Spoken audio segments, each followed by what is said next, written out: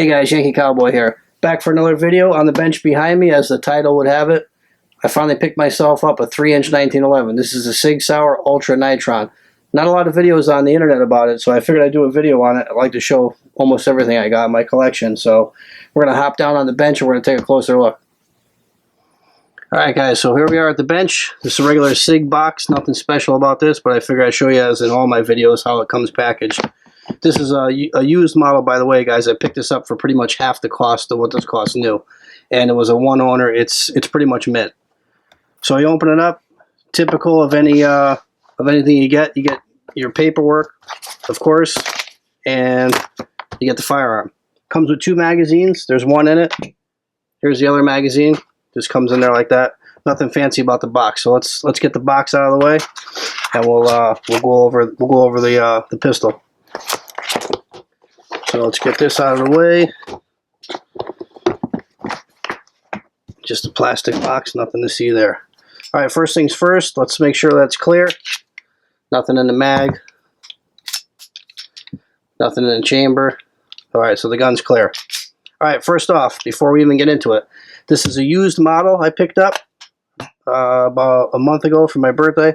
I've been in the market for a 3-inch 1911 for a while. And a lot of people said don't get a 3-inch. They don't cycle good, this, that, and the other thing. And you know, I'm pretty much one of those guys where I have to try it myself to believe it. So I picked this particular 1911 up for damn near half the cost of what it costs new, and it's mint. I mean, as we get up and look at it, you'll see there's no scratches on it nowhere. It's absolutely flawless. I was very happy to get it for the price I got it for, and took it to the range. I ran the Tull ammo, the steel cased. I ran Federal aluminum, and I ran my reloads, and I didn't have one malfunction of any kind with it. It fed everything, and it was very, very accurate. I was very surprised how accurate it was for this particular one's a 3 1/4 inch barrel, but it's still pretty short. I mean, it's a small little gun. I mean, it's not big by no means, which is what I wanted. And it was very accurate. It was as accurate as some of my 5-inches. That's how good of a groups I was shooting with it. But we'll take this out to the range in another video for sure, as the rest of mine, and we'll do some range footage of them for sure. But it comes with 2 Sig mags. These are 6-round Sig mags. I ran these 2 mags, which ran fine. I had no troubles with either mag. These fit flush. And, you know, with the flush mag, you could still get a full purchase on it with all your fingers. So, but, I mean, the flush mag's okay. I mean, it came with 2 of them. That's cool. But if you watch my other video on 1911 magazines, I've been running these Trip Research magazines, these Cobra mags. These are 7-round. These are awesome mags. But I ran the 2 stock ones, no problem. And obviously these Cobra mags, I had no problems with these. But I think these look pretty good in it. These are 7-round. You pick up an extra round in here and an extra in the chamber, so you could have 8 rounds in this little compact versus 6 + 1, which would be 7. So, and I think these look pretty good with it, because with the accents of the trigger, the hammer, and that, they look pretty good. But take a close look at it. You know, anything you see on the nitron, that's just, you know, oil. But the gun is pretty much pristine. It's in beautiful condition for a used gun. No scratches, no markings on it. It's got checkering on the front, which I like. My Range Officer Compact has no checkering here. That's kind of key to have a front strap checkering, especially for a concealed carry or something. You want that good purchase. It's got the Sig Light night sights on it, which give a great sight picture in the daytime and at night. It's got the skeletonized hammer, skeletonized trigger. Safety on one side, which I like. I'm not a big fan of the ambi safety, so that's on one side. Let's take a look at the business end. Bull barrel. Nice looking front end on it too, because the barrel's done in the stainless. So you got all these stainless accents and black going on. The only thing I'm going to change on it, guys, is the grips, because it's just too black for me. So I'm going to swap the grips out for something a little more interesting. But let's pop it apart. What I also like about this one versus my Range Officer, I need a special little piece of plastic to clip on the guide rod. This one takes down fairly simple. Pull the hammer back like any 1911. You're going to bring this notch over here, and you're going to pull the takedown pin out. So I'll slide it back, pull this out. The slide's going to come off. Now this thing breaks down pretty much just like your typical polymer pistols. You'll pull down on the spring, pop it up and it comes out. It's not a captured recoil spring. So you'll take that out of the way. There's a small little bushing you pop out. Drop the barrel lug. The barrel comes out like a normal 1911 out the front. And there you go. There's your barrel. It's got a nice polished feed ramp on it. It's all oiled up now because, like I said, I took it to the range. I took it home and cleaned it up. It is a Series 80. Has the fire and pin block.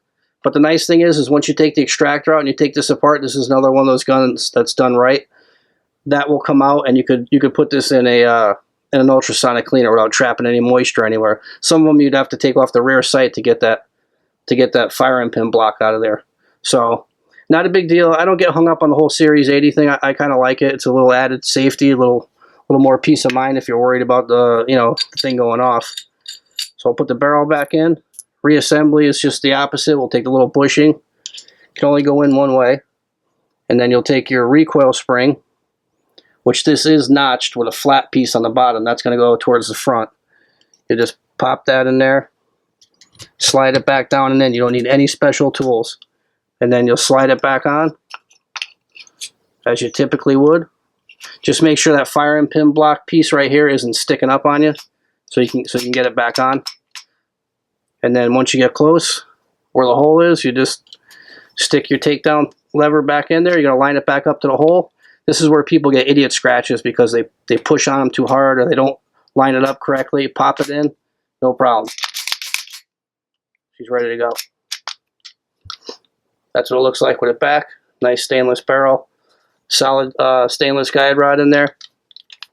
This thing, guys, has a beautiful trigger. Show you the break on the trigger. Just right there. There's a reset. It's right there, like 1911 should be. Very crisp. I'm pretty happy with this one, guys. I'm pretty blown away. I'm excited that I got this 3-inch and it worked out well. I've heard so many horror stories about 3-inch 1911s. Don't get them. They don't cycle well. They're not good. And I got this one, took it to the range, and I was very, very happy with it.